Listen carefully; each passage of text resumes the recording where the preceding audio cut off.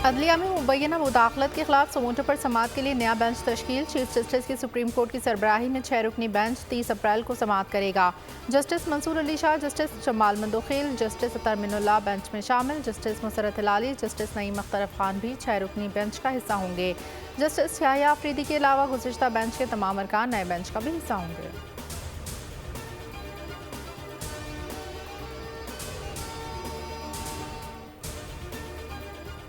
जब से chief justice बना हूँ मेरे सामने कोई मुदाखलत नहीं हुई। इस्लामाबाद हाई कोर्ट के 6 जजेस मुझसे मिलने आए थे। चीफ जस्टिस काजी फाइज ईसा का तकरीब से खिताब, कहा लोग सकाफती विरसे के पहचानने जाते हैं। तारीखी इमारतों की हिफाजत बहुत ज़रूरी है। कराची में बहुत सारी इमारतें तारीखी हैं। किसी को पुरानी बिल्डिंग्स देखनी है तो पारसी कॉलोनी देखें। तजवीज़ है ये तारीखी इमारतें बिल्डर्स को ना दी जाएँ।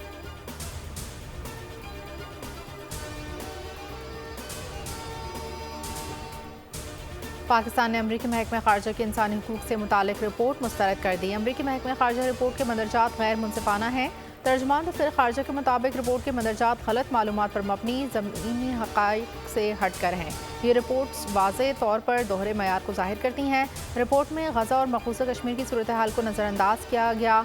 क्या रिपोर्ट में गज़ा की तशवीशनाक सूरत हाल को नज़रअंदाज किया जा सकता है?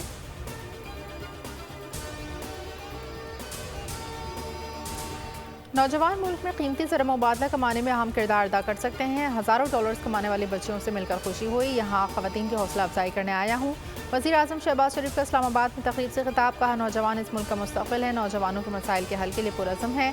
मुल्क में नौजवानों पर सरमायाकारी करेंगे।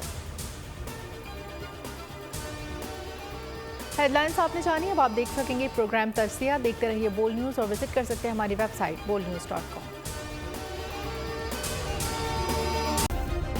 सब्सक्राइब करें और बेल दबाएं ताकि कोई खबर रह न जाए।